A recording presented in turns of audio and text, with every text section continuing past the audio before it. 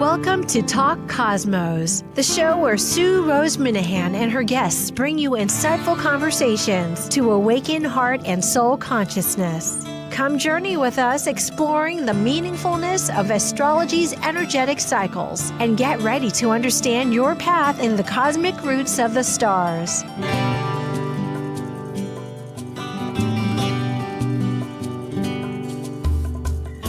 Hello, everybody. I'm Sue Minahan. This is Talk Cosmos. And today, actually the day you're going to be viewing this is on the 5th of April. But I am pre-recording because our wonderful guest has a workshop the day before, which we might mention later on. But the subject is Uranus. And hey, Uranus is a little bit off the counter anyway. It's far memory as far as evolutionary astrology refers, and Mark Jones, who is our guest, refers in his books.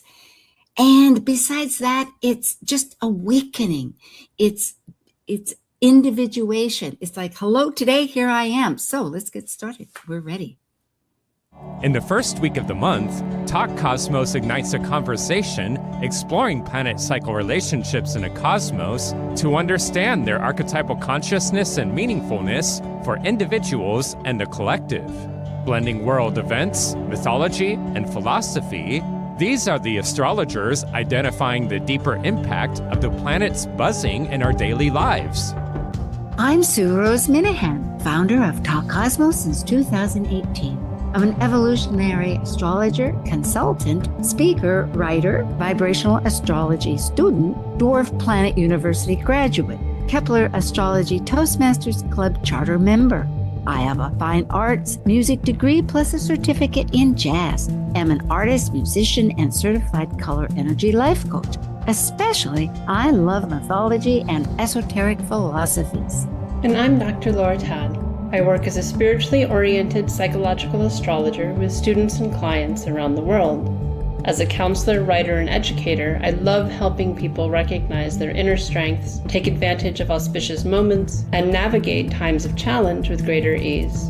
On my own podcast, Mythic Sky Storytime, I discuss astrology, mythology, and actualizing our full potential.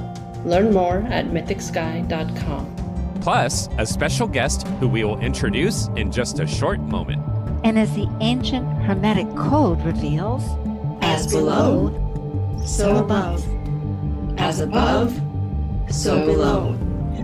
Hi, Laura. I never grow tired of hearing that. That's always like, yes, true, yes. Well, Yeah, good to be back. indeed, yes. It marches on, doesn't it? Boy, that was a good one. Okay, well, let's get to our wonderful guest. It is Mark Jones. Hi, Mark. Hi, thanks for having me. Nice to be back. It is. I know it's a real treat, and especially about Uranus. I was really glad that this interested you. So let's tell a little bit about Mark. Mark, his website is Mark Jones Astrology, and it's very complete. Later, I'll show a few at the break, various things in it. But he's a prolific.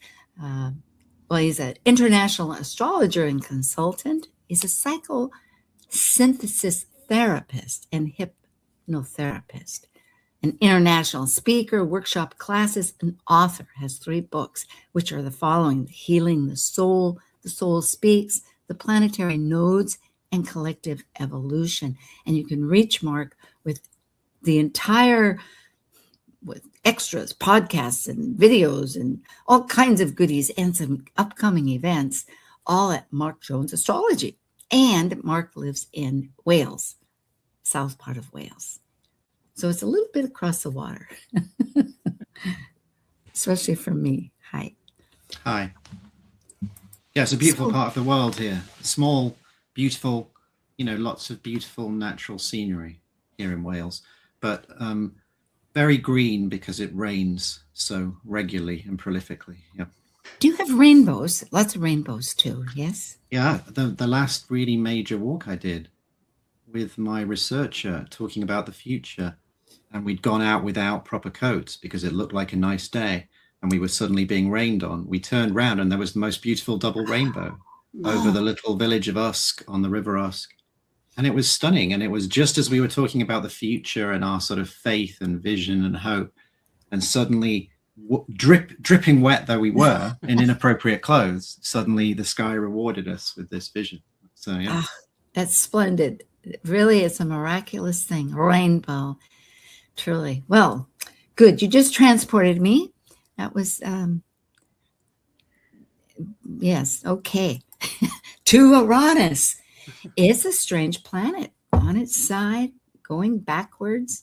Sometimes I wonder, I always think perhaps Uranus has it correct and the rest of us are just operating in the wrong direction. And there is no right and wrong, but it is revolutionary just by the fact of its orbit. It does orbit around the sun 84 years. And that's what brings us to the fact that we're entering Gemini, which we haven't had we had it at a little 2 dipped months. its toe, but not really. Exactly. Last summer, which was immediate. There was AI occurring. Now I use it occasionally, to get feedback about this or that or something. But we'll be keeping in, for those people listening, the first ingress was on the 7th of July, 2025 to November of 7th, and then it went into Taurus. So as of the 25th of April, because it's really the 26th right at midnight, but it's in some areas it would be in the world. Yeah, I think in some areas it's the 25th. So it's the 25th of April, 2026 until finally May 22nd, 2033 for all accounts. Perhaps we want to talk about Uranus as far as the archetype. It was a primordial god of the sky. It mated with Gaia just to create with the sky and the earth, along with quite a few other powers of being.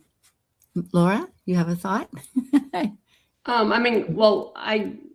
tend to archetypally parallel it more with Prometheus, which is what we'll do that next. We have two of them. But yeah, Uranus is the sky god, the beginning of everything, right? That chaos that is sometimes attributed to Uranus of the non-forms, and being the sky god, it's pre-form.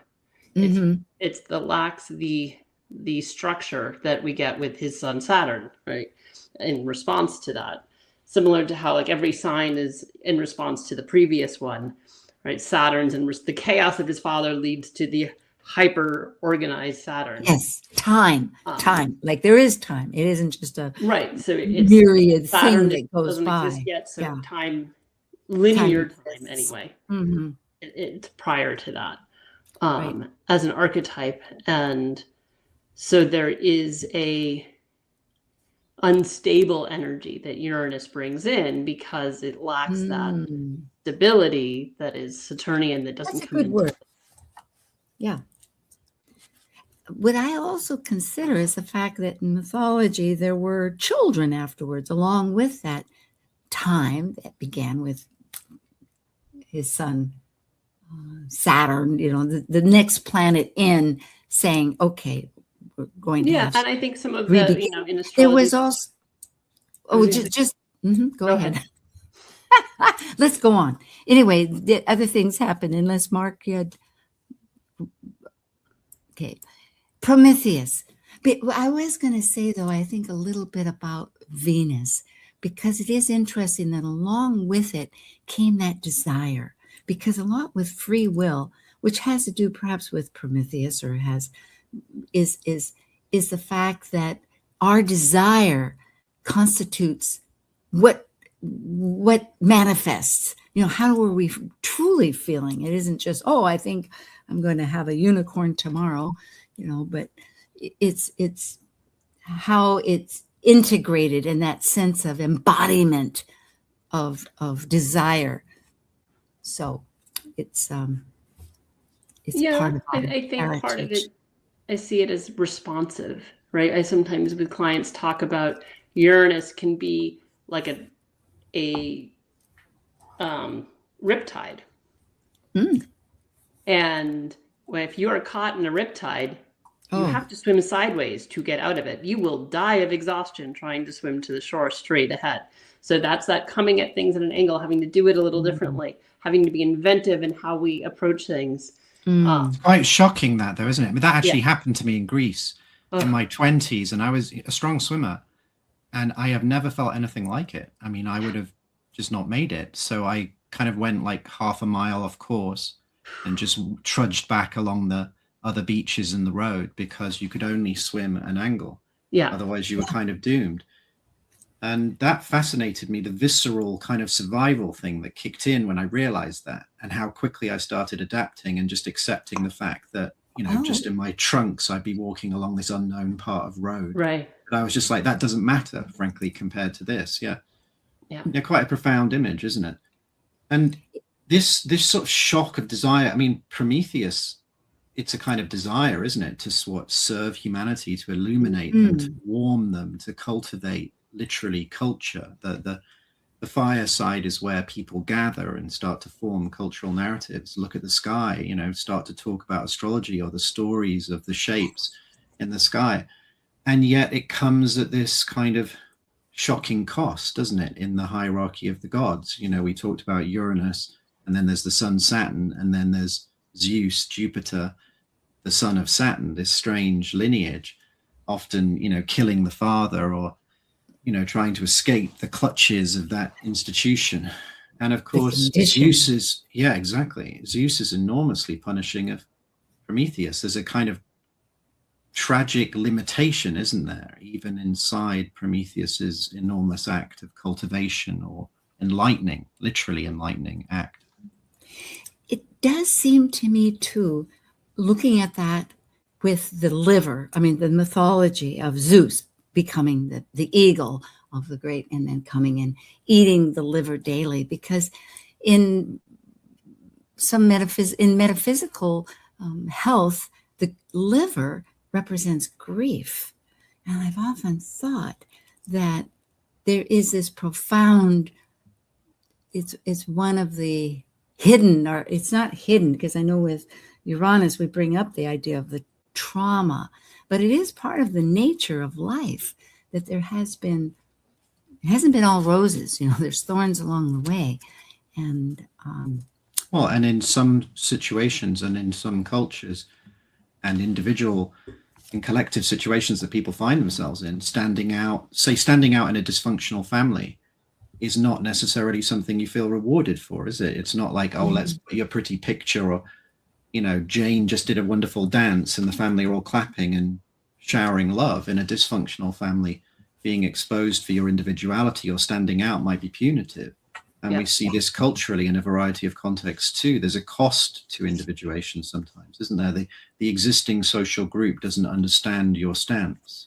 You know, if you grow up a Mormon and you question, you're suddenly maybe losing family and friendship groups on a level that is part of your exploration of who you are, but has all these embedded costs interpersonally.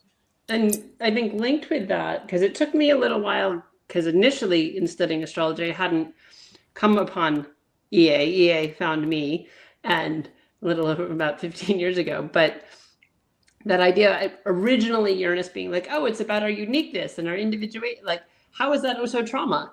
And what you're speaking to, Mark, of that either we are out of fear of rejection or being traumatized or rejected for our uniqueness, we fail to, or we shut that part of ourselves down. We don't step into our authenticity out of fear of rejection or trauma, or we are traumatized for stepping into that.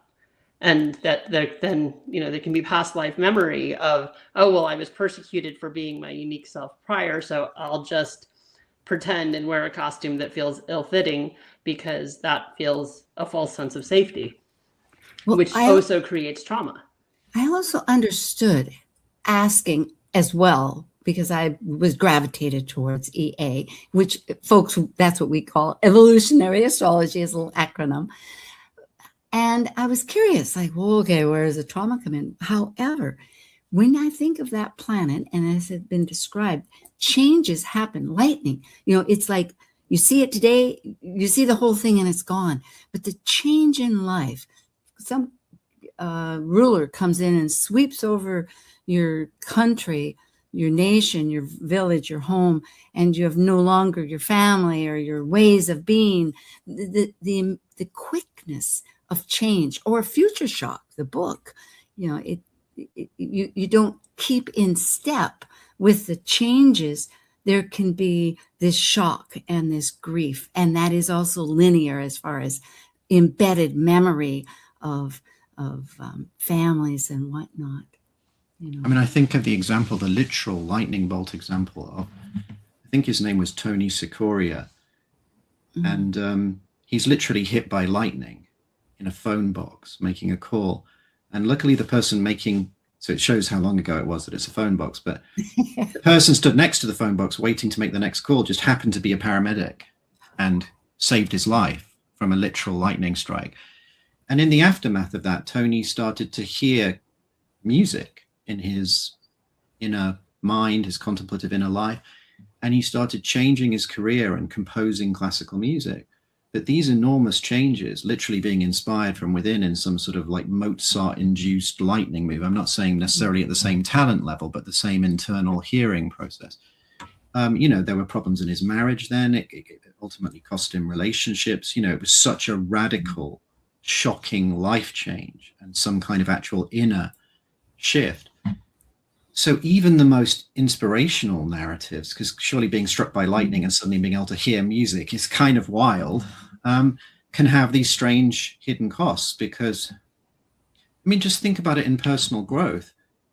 Someone undergoes therapy or makes a commitment to some sort of regimen spiritually or something like that, and they suddenly find their values change, and then the set of drinking buddies they had from college, they don't have the same relationship to them. All of those things come with cost, though, because we're social animals, aren't we? We want to participate. It's that fear of success for people. Yes. I'm by myself up here. Where are my buddies? Yes. Same idea. Well, let's see. Well, thank you both. This is in depth. And we have Gemini. Uranus is in Gemini. And Gemini. Not quite. Yeah. Oh, that's true. That's true. Today isn't quite. Yes. Yeah. We're on that precipice looking at it. So it's the twins. One is mortal, one is immortal. Castor and Pollux. Hermes, or Mercury, is the planet and also the god, the messenger of Zeus that can go to psychopomp, that can go down into Hades below and talk to us, and does talk to us. It's ideas, curiosity, everything else. It's going to be quite a venture in air. Yes. Well, and it's an escalation, isn't it, of the Mercury principle. You see Uranus and Gemini often, and it's interesting because the planetary nodes, the north node of Uranus, all the planets having nodes, is in Gemini. And you often see when Uranus is in Gemini, these accelerations in communications or Mercury-related functions or radical technological breakthroughs. So, shocking and traumatic event though it was, Hiroshima in the summer of 45, it has Uranus on the midheaven, and that Uranus midheaven conjunction is on the north node of Uranus in Gemini. And you have this shock and awe, don't you? The world takes in what the nuclear breakthrough could actually mean in geopolitical terms, something we're directly dealing with still today. Yeah. These are still motivational reasons for actions occurring in the contemporary world. And you see this acceleration of the Mercury principle. But your point about the twins is interesting and important, isn't it? Castor dies. They're hero brothers together, fighting with the Argonauts, having tales of fun and adventure like some Greek hero, and one dies in battle. And then the request of the other through the love, the immortality is what, in this sense, symbolic perhaps of some other potential of the mind, the higher potential, the link to the sacred. Because what we will witness, it seems to me, in the world, there can be a sort of unhinged quality to Uranus and Gemini when just the Mercury function is exaggerated without that Jupiter or without that counterbalancing understanding of the big picture or the sacred.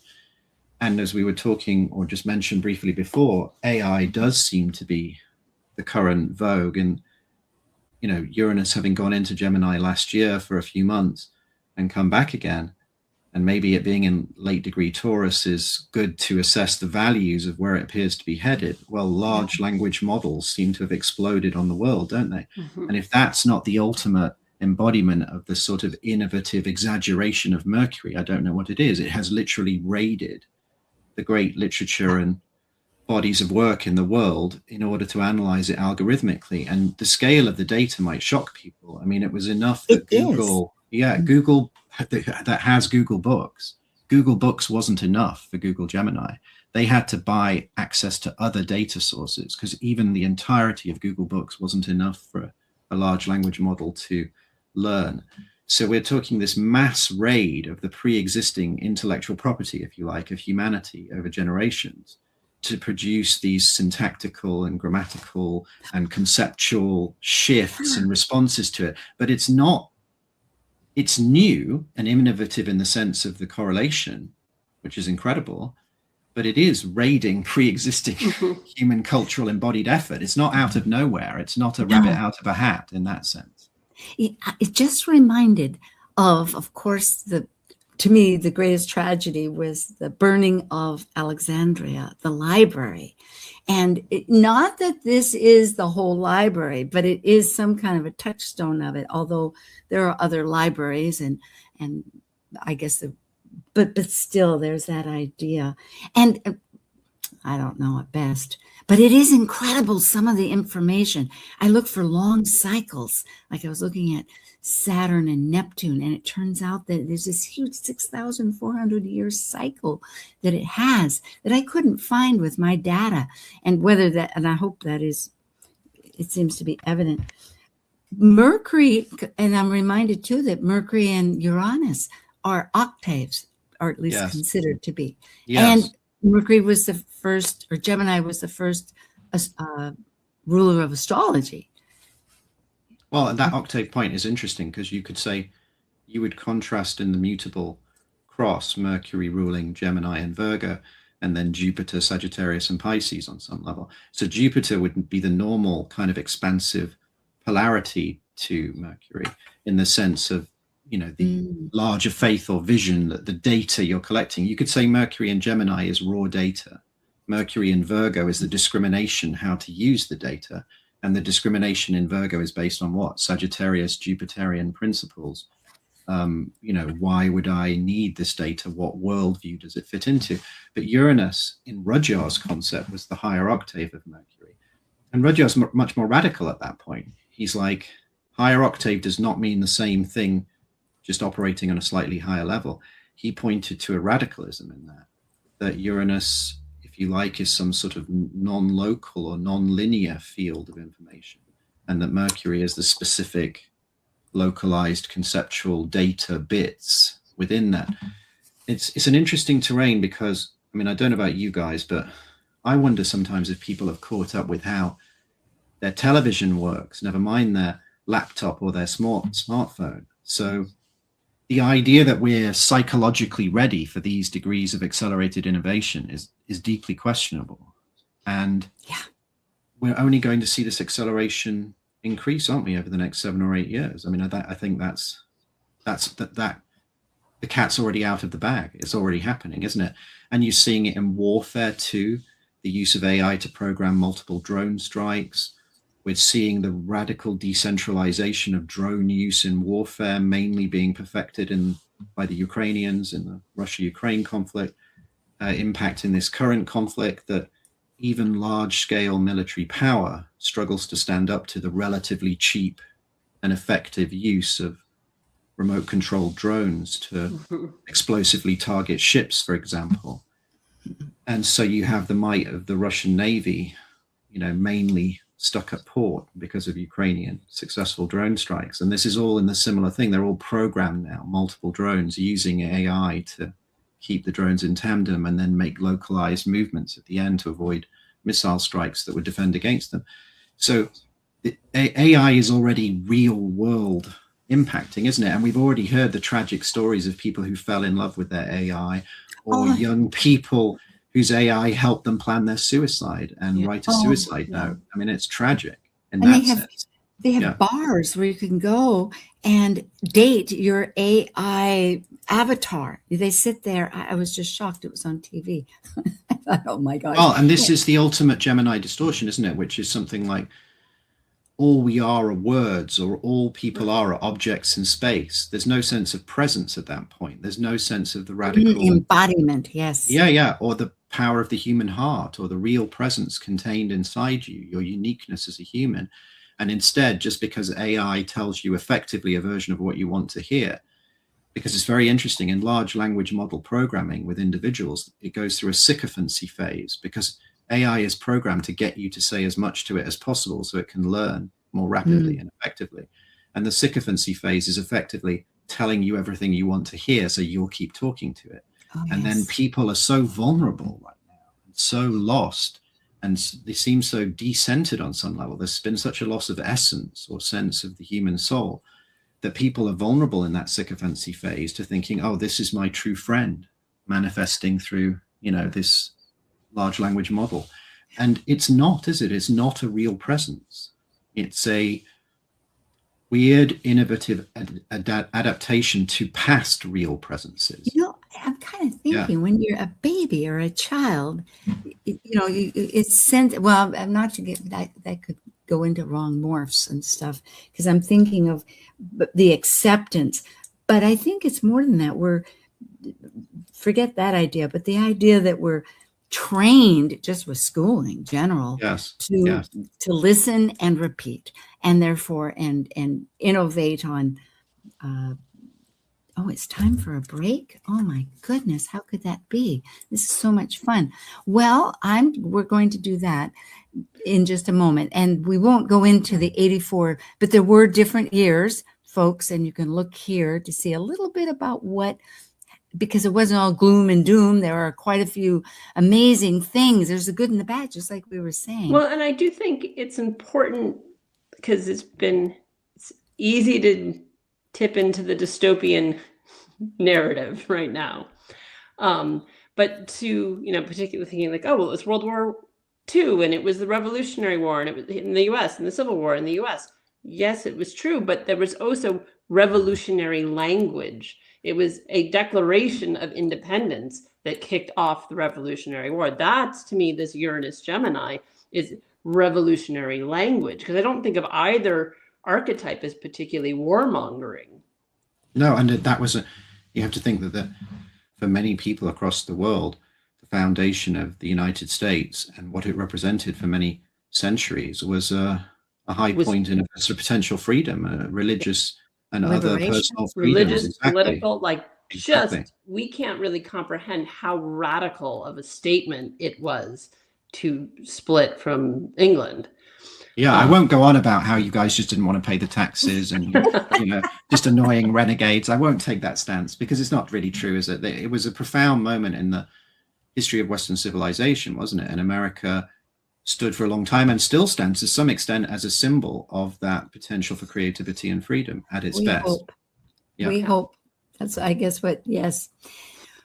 And okay, we'll take a break and we'll come back. And I am mentioning here about the planetary nodes that Mark has written a book. And thank you, Pope.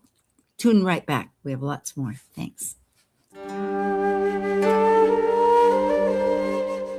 While we take a break from this week's edition of Talk Cosmos, let's take a look at this cycle's archetype. We're currently in the period of Aries. By leaving a cycle based upon completion, the energy of Aries sparks initiation, creating action to separate into a new cycle of life.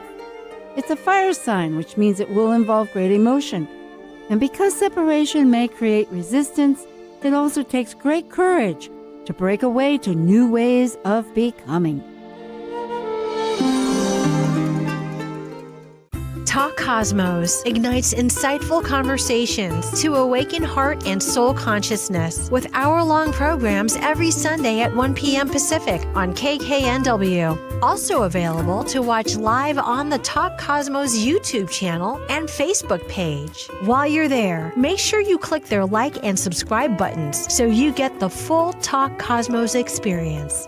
You can listen to earlier podcasts since 2018, either on most podcast carriers or under the video tab on Talk Cosmos YouTube. To join our expedition and find out about upcoming programs, sign up for the newsletter at talkcosmos.com and launch your week into the cosmic wonder. This is Martha Norwalk. Every Sunday morning, beginning at 9 a.m., thanks in part to newprosupplements.com, we cover the world of animals. This week, it's our energy balancing show with best practitioner Linda Rasmussen. We'll take your phone calls, and Linda will help you and your animal friends with emotional, behavioral, and physical issues. Hope you can join us for your free remote treatments. Martha Norwalk's Animal World, Sunday morning, 9 a.m. to noon, right here on Alternative Talk, AM 1150. Get your daily dose of variety. Alternative Talk 1150. I always love that idea about the animal. I might listen one day more. Well, we'll just look at some of these charts if something sticks out, because we don't have to cover all this material, but so far, at any rate. But go ahead.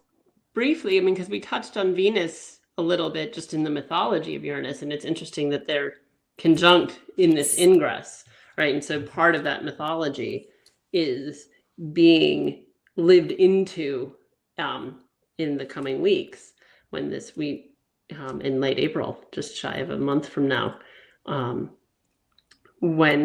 I think that there's this value-driven piece that is part of this revolutionary language. What are we going to, how do we want to transform things and have some, there's an ethics, I think, that gets tied into it, having Venus there, that feels very valuable in these really It's an echo of the late Uranus and Taurus for ages before too, isn't it? That the ruler should be there as it goes into Gemini. But it's also this exceptional Pluto trine the whole time, isn't it? Uranus and Gemini is being accelerated by the Pluto Aquarius trine. And we were talking about innovation, and that is an important theme, because it just seems to me, it was early Gemini. It was the ingress into early Gemini in the 1440s. Gutenberg produces the movable print face, so you can produce multiple books en masse without monks having to hand copy them out. Revolutions in intellectual thought.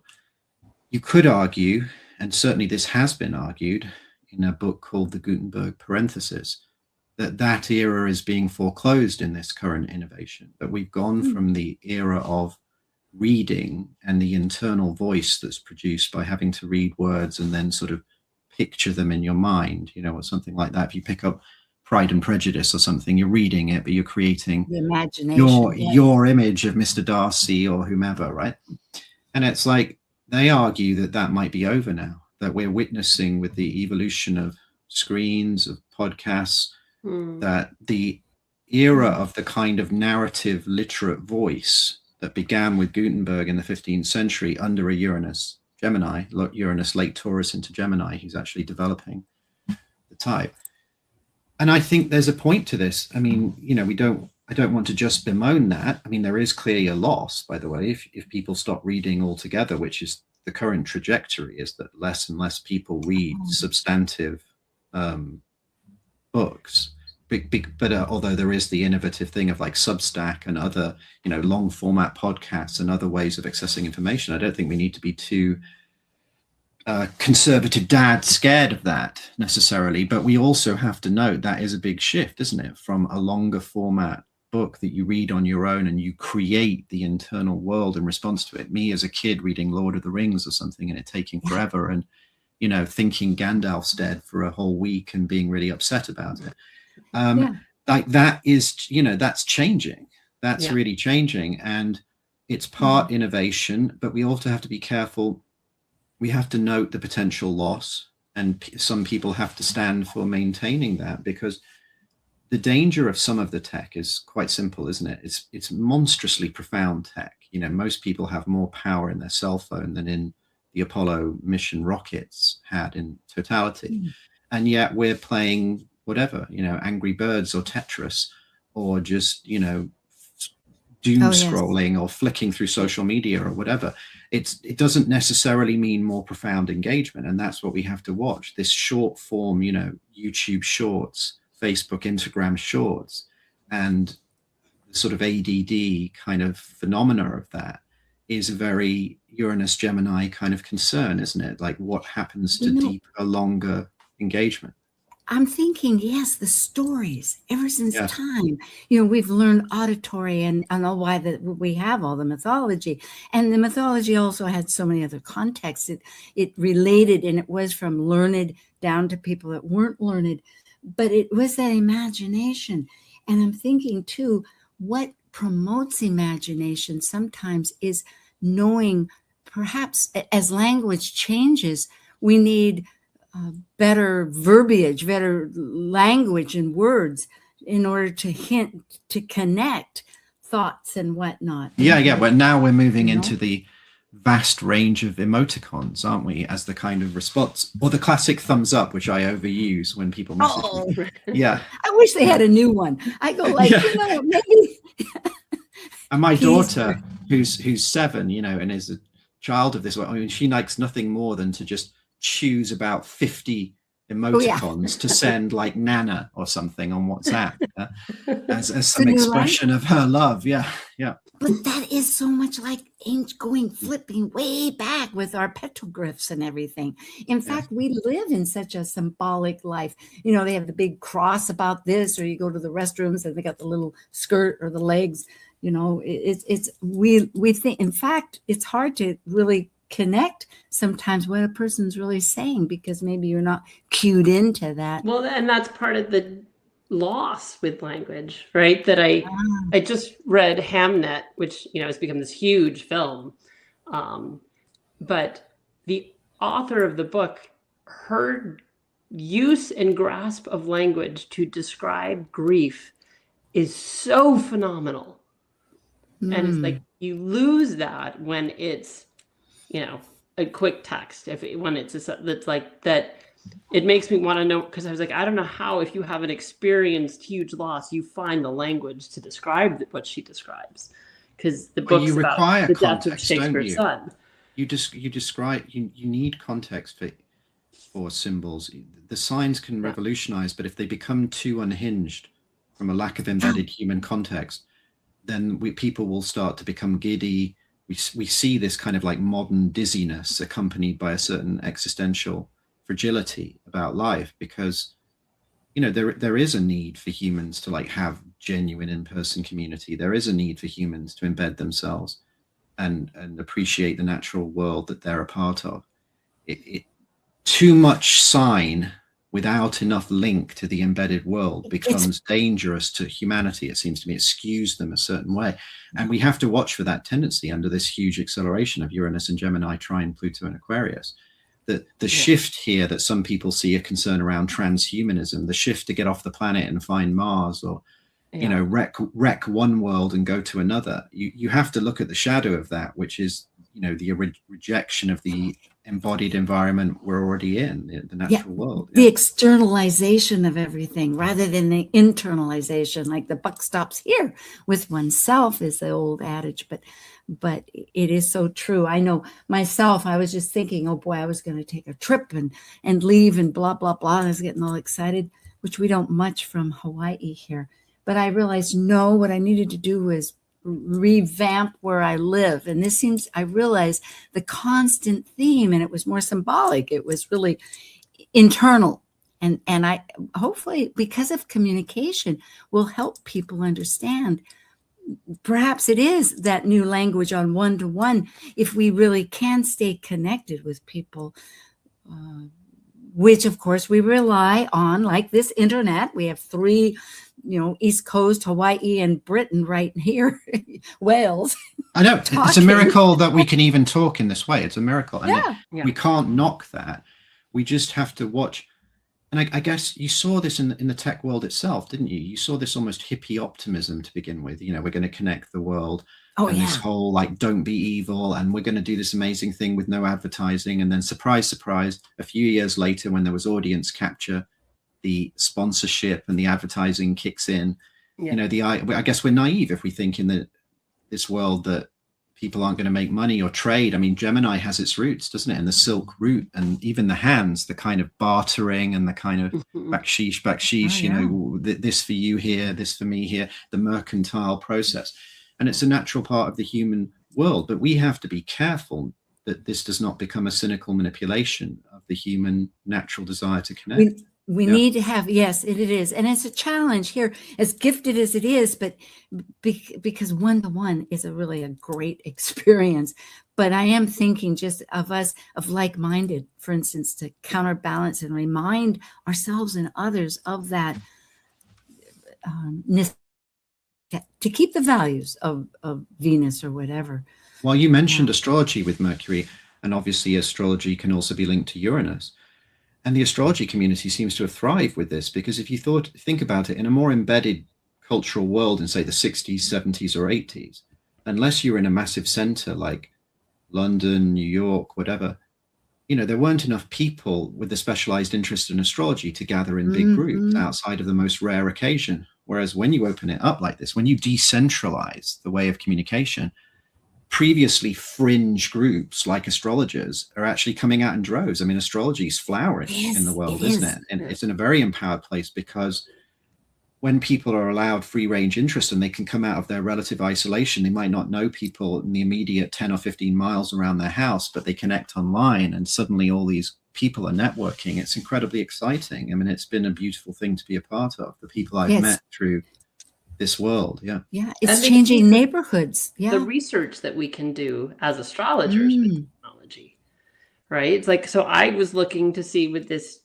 trine we have, it's like, well, it's only because of software that I could, in a matter of like a half an hour, find, even though I had to go all the way back to 1649 BCE to find them trine in the same signs, I still could, if I was having to relate that far memory, you could say, of what is now to them. It would have been weeks and weeks and weeks and weeks of work. Well, my researcher, and a young man who was creating astrology apps, contacted me a while ago, and then I hooked him up with my researcher, and he's already created an app for my researcher to go through our extensive chart database, collating events in people's lives with the signature we're looking at, say when Uranus was square their nodes or something like that.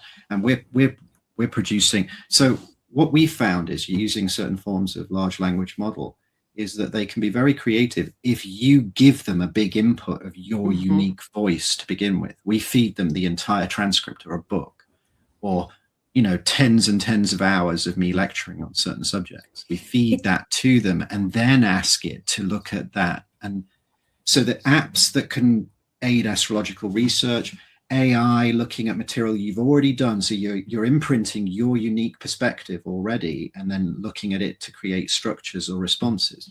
These are really fertile areas, it seems. For folks here, I'm going to flip from this chart, but simply, I think really what we've been talking about is this upcoming square to the nodes, which will be June 12th.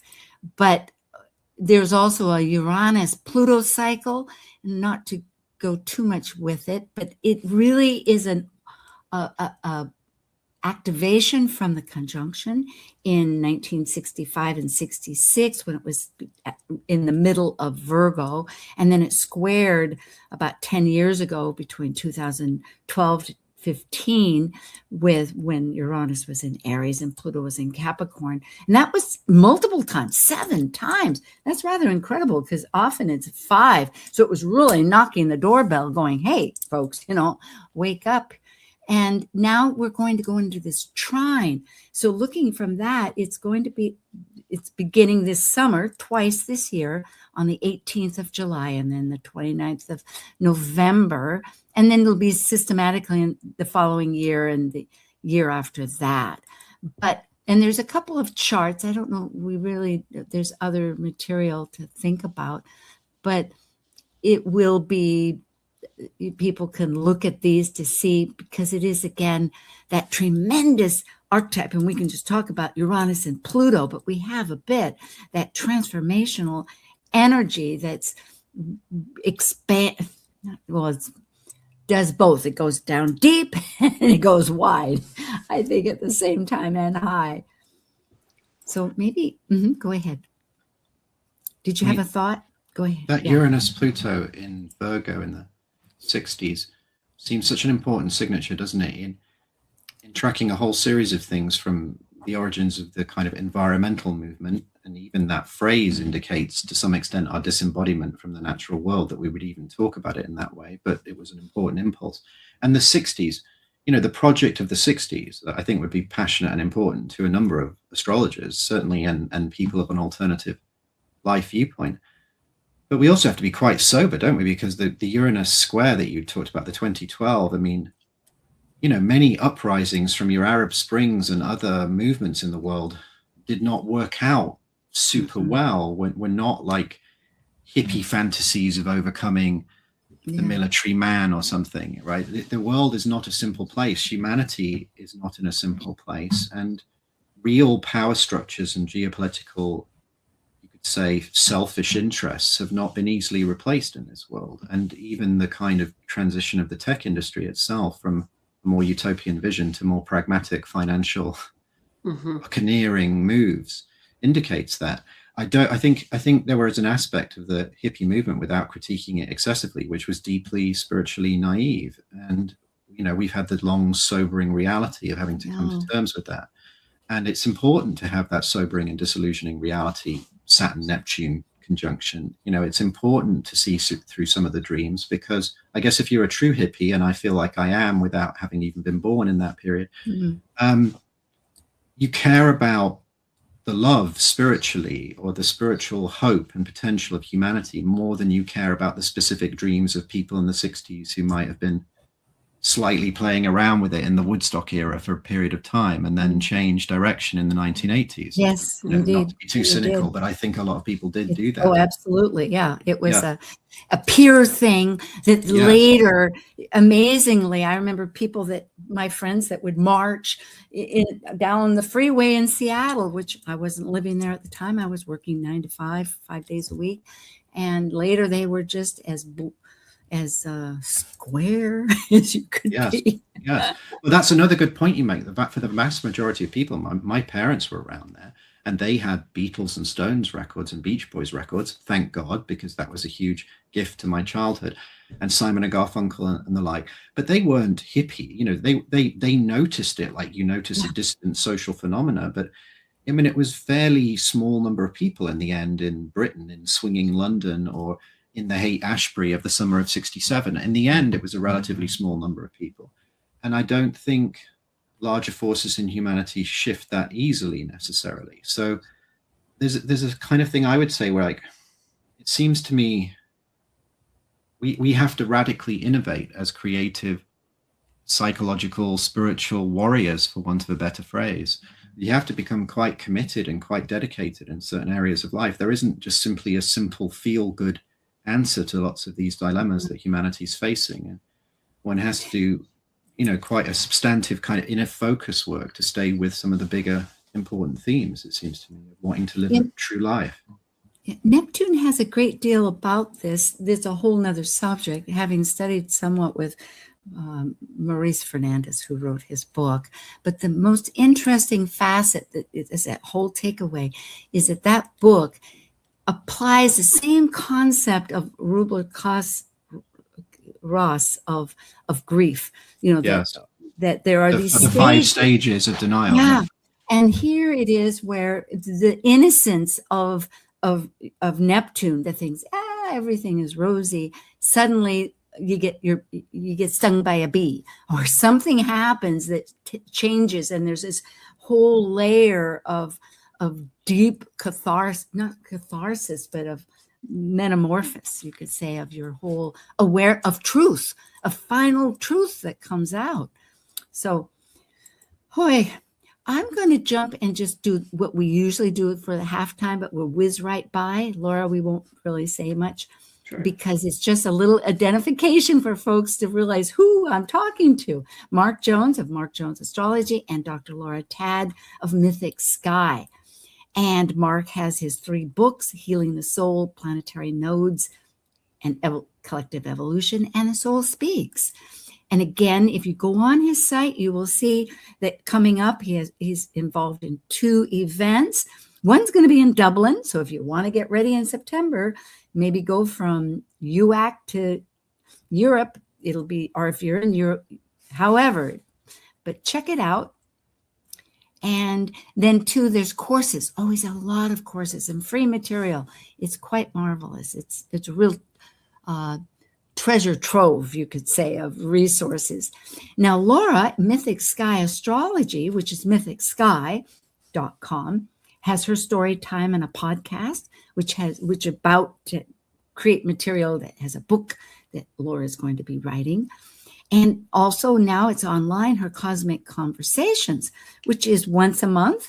And we didn't change the time, but generally, if you have any questions, just email Laura. Well, it's EDT. It's still 7. It's just okay. Great. Yes, exact. It matters for here, folks. We never change in Hawaii. So I'm always navigating like currency, where I am, how I am. And your book, you have Moon Journal, and it's an open-ended book with a lot of meditations and prompts to help you wherever you are work through that emotional process that the moon involves. And you can order that on mythicsky.com. And there's a little tab at the top of hers that you can find. Myself, every week we do something. And let's see, last week or recently was Vibrational Astrology with Linda Barry. And it was about the spring equinox and the vibrations that are really for the whole season. It's exciting. And coming up after you hear this, there will be about the new and full moon. So let's get back. We have a few minutes, not very many, because we have the US, and maybe I'll just present that, yes, it's big, and the north node of Uranus is right on the descendant. And there's this whole myriad of impacts that just the ingress itself is making. I'm going to flip through these and then we can talk because we have not too many minutes. And also, there will be a return of Gemini, which I brought up before, but I'm not even going to go into. But this country's Uranus is at 8 degrees. So looking ahead, we might get the reality of the Well, truth. it's a massive time, isn't it, for the US, because there's been a Pluto return and then a Uranus return in the US chart, and the ascendant-descendant axis of the US chart being on the nodes of Uranus. I mean, if you think about it, the impact of the United States on the world, just in terms of its media influence, just in terms of television and film alone, or the modeling of US culture, how when I think about school, even though my school was nothing like an American high school, I think about the number of times me and my sister watched The Breakfast Club. I could quote the entire film at that age, just follow along with the lines. And yet our school was nothing like that, but you also grew up with American media. So the enormous influence on America like that, but it's been a, kind of polarizing or divisive time for the United States, because a Pluto return and a Uranus return within a few years of each other is kind of a big deal for a country, isn't it? And it's a real reset, or Yes. what is this country about? Yeah. Exactly, Mark. What are we about? And can we practice what we preach? And again, who really belongs here? And if we do, if my father came from Norway, he only became a citizen because he was in World War II. And therefore he became a citizen. His folks weren't citizens. They had come through Ellis Island and all that good stuff, but he couldn't go to colleges, That's almost the changing world order, isn't it? From that period. Yeah. If you think about it, that last Uranus and Gemini in the kind of 40s to now, and Neptune was in Libra, and now we have Neptune in Aries. We're changing the world order, the post-Second World War order, aren't we? And America's changing its role as that kind of stabilizer of the world order in the immediate aftermath of World War II. and we see a slightly different picture emerging at the moment, and that's kind of shocking the world on some level. Everybody's trying to find their feet. Yeah. Well, in my heart, I really hope we can be more like cells, like this many cells of energy, not like a beehive more, where we can interact and have a community. Maybe that's an Aquarian dream. Oh, it's a beautiful Aquarian dream. We'll keep our dreams. Well, here we are kind of doing it. So rock and roll. Yeah. Yes, indeed. Yes, indeed. So thank you, folks. Thank you, Mark and Jones. My pleasure. And thank you, Nice Dr. to see you Laura. both. Yeah. It is. Oh, well, folks, may your conversations in life continue. And remember, heart matters. Keep those desires. We'll connect. Okay. Thank you for joining this vibrant and insightful conversation on Talk Cosmos, the show where Sue Rose Minahan and her guests awaken consciousness by connecting heart and soul consciousness patterns with astrology's energetic cycles. Be sure to tune in next week, same time, same place, to continue your journey through the roots of the cosmic pathway.